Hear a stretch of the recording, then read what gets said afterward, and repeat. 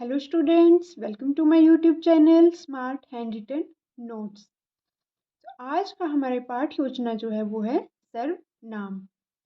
सबसे पहले आएगा इंट्रोडक्शन पार्ट, छात्राध्यापिका का नाम, अनुक्रमांक, विषय, उपविषय, कक्षा, समय, दिनांक। अब आएगी शिक्षण अधिगम सामग्री। जो भी सामग्री अध्यापक द्वारा प्रयोग में लाई जाती है उसे ही हम शिक्षण अधिगम सामग्री कहते हैं, जैसे श्यामपट्ट, चौक, झाड़न, संकेतक आदि। सामान्य उद्देश्य, इस टॉपिक को पढ़ाने का हमारा सामान्य उद्देश्य क्या रहेगा? छात्रों को वाक्य रचना के नियमों से अवगत करवाना है। छात्रों को भाषा के गुण दोष को परखने की क्षमता का अनुभव करवाना। विशिष्ट उद्देश्य, उप विषय के अंत में सभी छात्र सक्षम होंगे सर्वनाम को परिभाषित करने में, सर्वनाम के उदाहरण बताने में, सर्वनाम के भेदों को बताने में। अंत में सभी विद्यार्थियों को सर्वनाम के बारे में पता चल जाएगा कि सर्वनाम क्या होता है और इसके कितने भेद हैं। पूर्व ज्ञान परीक्षण, इसमें अध्यापक विद्यार्थियों से कुछ प्रश्न पूछते हैं, जैसे संज्ञा किसे कहते हैं, संज्ञा के कितने भेद हैं, सर्वनाम किसे कहते हैं। उप विषय की घोषणा, अब अध्यापक द्वारा उप विषय की घोषणा की जाएगी। छात्रों, आज हम सर्वनाम के बारे में पढ़ेंगे। प्रस्तुतिकरण, छात्राध्यापिका कार्य, छात्र क्रियाएं, श्यामपट्ट कार्य। छात्राध्यापिका कार्य में क्या आएगा? छात्रों जो शब्दों संज्ञा के स्थान पर प्रयुक्त होते हैं उन्हें सर्वनाम कहते हैं। तो अध्यापक इसमें बताता है कि जो शब्द संज्ञा के स्थान पर प्रयुक्त होते हैं उन्हें हम सर्वनाम कहते हैं, जैसे वह, वे, ये, उस आदि। सभी छात्र ध्यान पूर्वक सुनेंगे तथा कॉपी पर नोट करेंगे।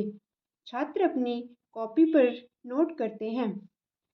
श्यामपट्ट कार्य, सर्वनाम, जो शब्द संज्ञा के स्थान पर प्रयोग किए जाते हैं उन्हें हम सर्वनाम कहते हैं, जैसे यह, वे, वह इत्यादि।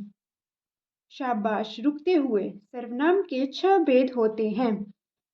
पहला, पुरुषवाचक सर्वनाम, निश्चयवाचक सर्वनाम, अनिश्चयवाचक सर्वनाम, संबंधवाचक सर्वनाम, निजवाचक सर्वनाम और प्रश्नवाचक सर्वनाम।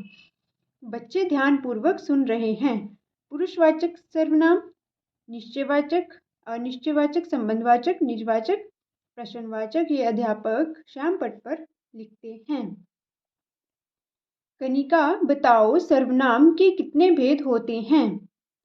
सर या मैडम, 6। कनिका बोलती है कि 6 भेद होते हैं।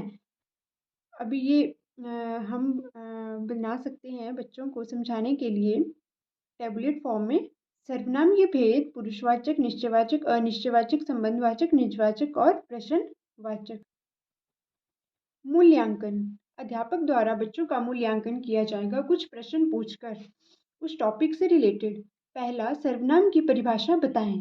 दूसरा, सर्वनाम के कितने भेद हैं, नाम बताओ।